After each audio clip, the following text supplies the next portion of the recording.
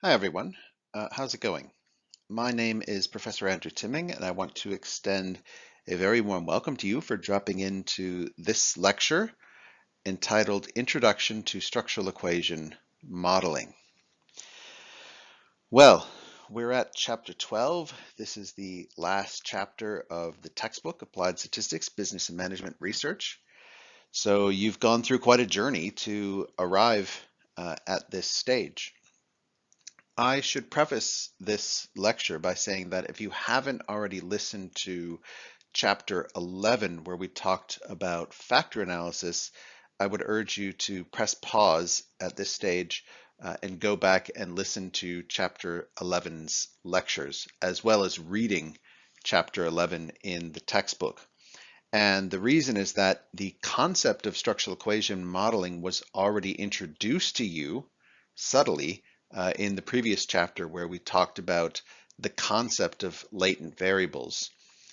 And one of the methods that we talked about in the previous chapter is confirmatory factor analysis, which is a form of structural equation modeling. So there's important background information on structural equation modeling that you get from the previous chapter that you don't get from this chapter, from chapter 12. Okay, so let's begin this lecture, and I hope that you enjoy it and learn something or another about structural equation modeling, one of my all-time favorite statistical methods. Here, once again, you can see the textbook that we're using for this course, and in this lecture series, it's entitled Applied Statistics, Business and Management Research. And as I said on the previous slide, if you haven't already read chapter 11, I would ask you to do so now. And in fact, I would also urge you to read the entirety of chapter 12 before proceeding in this lecture, because the lecture will make a lot more sense to you if you already have the background reading done. Okay, so without further ado, I suggest that we begin this lecture. Let's do it. All right, let's start out with the most fundamental question. What is structural equation modeling? And again, you should already be somewhat familiar with this concept because the confirmatory factor analysis that we learned about in the previous chapter is indeed a form of SEM. So there are different terminologies that are used to describe structural equation modeling. The abbreviation is SEM, that's how we typically refer to it, but the longer term, perhaps the more proper term for structural equation modeling, is analysis of covariance structures, right? So SEM, or analysis of covariance structures, is a multivariate statistical method that's similar in a sense to multiple regression analysis. Except what's interesting about SEM is that you can look at relationships among latent variables. So you can look at how a latent variable is related to or correlated with or impacts upon another latent variable. So you'll recall from chapter 11, where we talked about confirmatory factor analysis, CFA is in fact a form of SEM. But what CFA does is it focuses exclusively on whether or not our measurement of an unobservable variable is accurate, is correct, or not. It doesn't look at how latent variables interact with other variables. Instead, confirmatory factor analysis asks whether or not the single item variables that we've used to impute or measure an unobservable or latent variable actually work well or hang well together. So essentially what confirmatory factor analysis asks is, do we have a good measurement of our latent variable? Yes or no? Once we can answer yes to this question, do we have a good measurement of our latent variable? Then we can ask, well, how does this latent variable relate to other latent variables? Or even how does this latent variable relate to other observable or single item variables? And that's where we get into the realm of structural equation modeling, where we look at the interrelations among latent variables and other single item observable variables. You don't need to know much about the mathematics underlying SEM other than to know that it is based on a form of matrix algebra that is quite difficult to get your head around. So as I said in the previous slide, structural equation modeling is a bit like multiple regression analysis, but multiple regression analysis only looks at the relationship between single item observable variables, whereas structural equation modeling can look at a mix of the interrelations among both latent and observable models. But SEM uses slightly different terminology compared to multiple regression. So throughout this book and throughout this lecture series, I've been referring to independent variables and dependent variables, where the independent variable is the predictor variable and the dependent variable is the outcome variable. And this is the sort of common parlance or common terminology in relation to regression analysis, both logistic and multiple regression. But when we're dealing with structural equation modeling, our independent variables are referred to as exogenous variables, and our dependent variables are referred to as endogenous variables. And it's also possible that a single latent variable can be both exogenous and endogenous simultaneously in the context of a path analysis, which we'll talk about in subsequent slides. Similar to logistic regression, structural equation modeling also uses maximum likelihood estimation. So it's very much based on the logic of a chi-square test when it comes to estimations. And instead of using R squared, as would be the case in multiple regression analysis to evaluate overall goodness of fit, structural equation modeling employs a diverse set of goodness of fit statistics, which we'll actually cover in the subsequent lecture, not in this lecture. So I mentioned on the previous slide the concept of a path diagram, and you might be wondering what that means. Structural equation modeling is a very visual methodology. In other words, we look at the relationships amongst a set of variables, either latent variables or observable variables, using visual means. And the visual means is what we call a path diagram. And a path diagram essentially represents how we expect the variables, again, both latent and observable, to be related to one another in terms of a graphical representation. So path diagram typically starts at the left-hand side and moves to the right. And on the left, we have our typically our exogenous or independent variables. And as you move from left to right, you go through oftentimes a series of endogenous or dependent variables, right? So in the context of a path diagram, when you see a oval or a circle, that represents a latent variable.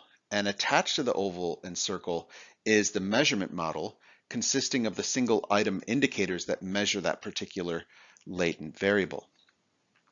If you see a rectangle or a square in a path diagram, that indicates an observable or a single item indicator.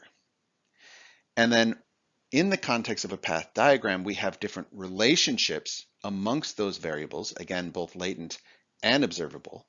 And those relationships are depicted with arrows.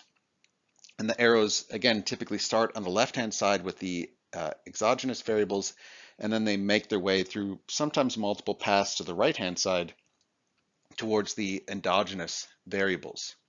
And each one of these arrows can be described by, again, similar to multiple regression, either a standardized or an unstandardized coefficient that tells us if the relationship between the variables is positive, neutral, or negative. And as we discussed in chapter 11, instead of using p-value cutoffs where p is less than 0.05, instead we use something called a critical ratio, which is a p-value expressed in standardized terms. So a p-value of less than 0.05 corresponds to a critical ratio score that's either greater than 1.96 or less than negative 1.96.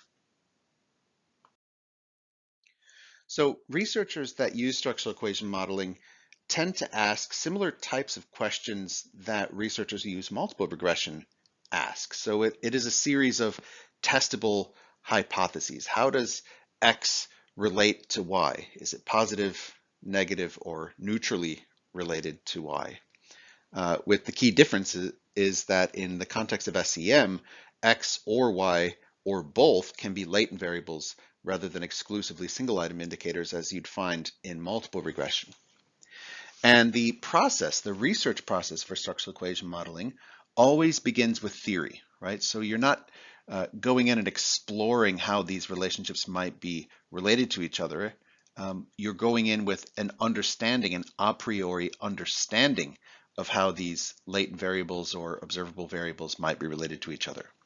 So in this sense, structural equation modeling is a purely confirmatory or deductive approach. It starts with a hypothesis or a set of hypotheses, and then you will simply assess whether or not your hypotheses are correct, at which point you can either accept or reject them. Before you actually build your structural model, you should first run a set of confirmatory factor analyses on your latent variables. And again, this was a method that we talked about in chapter 11.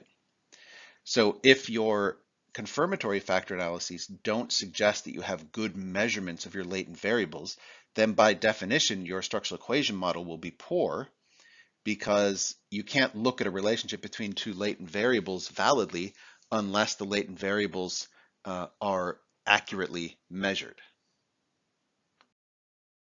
All right, so let's look at a series of research questions that could be asked as well as answered using structural equation modeling. And we'll start with this question at the top here of the slide. What are the predictors of employee trust in management? Might be an interesting question to ask. On what basis does an employee decide whether or not, or probably instead of whether or not, the extent to which trust should be placed in managers? So in this particular context, potential exogenous, that is to say independent variables, might include the extent to which management shares information with employees, and that could be measured as a latent variable. And that particular latent variable might evaluate the extent to which managers are open and transparent with employees about what's going on in the organization.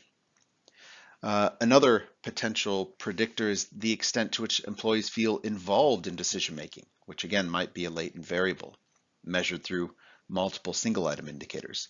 And this variable might measure the extent to which employees feel that they can participate in decision making, the extent to which they're involved in key decisions that management make over the organization. Another potential predictor is the amount of influence that employees have over their jobs, right? So the more job influence you have, the more influence you have over your job, the more likely you are to trust management. That might be another latent variable. How about job satisfaction? So that's another potential latent variable. The more satisfied you are with your job, the more likely you are to trust managers. And lastly, the degree of organizational commitment, which is another latent variable. So the more committed you are to the organization, the more likely you are to trust management. And in this particular case, the endogenous or the dependent variable might be some latent measure of employee trust in management. Okay, here's another question that you could ask and answer using structural equation modeling. And that's, what are the predictors of what you might call pro-democracy affect? This might involve how good someone feels about the concept of democracy. Are you pro-democracy or are you against democracy? And in this case, potential exogenous or independent variables might include, for example, the extent to which employees can participate in decision making. So this is a similar variable to the one we looked about in the previous slide, and it might be measured as a latent variable. So the more you are able to participate in organizational decision making, the more positive you feel about the concept of democracy because you are engaging in democracy. Maybe trade union membership might be a predictor. In this case, trade union membership is easy to measure using a single item. You don't need multiple items, so it would be a single item indicator. How about the extent to which employees feel that they can take their own initiative at work, right? This could also be an observable single item indicator. And lastly, how about wider interest in politics? So how interested are you in politics outside the workplace? And that might be a latent variable, measured as a latent variable. And lastly, in this particular context, in the context of this research question, the endogenous dependent variable might be some latent measure of support for democracy.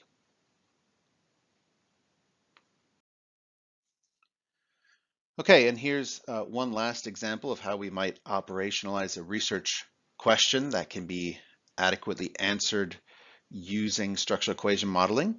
The question in this case is what are the predictors of pro-product affect? So how good a consumer feels about buying a particular product or a particular good.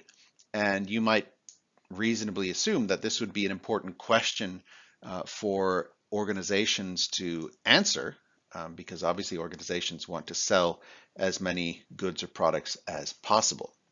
So in the context of this question, potential exogenous, that is to say independent variables, might include product cost, right? So how much does it cost to actually buy this product? That would be obviously an important predictor of how you feel about it.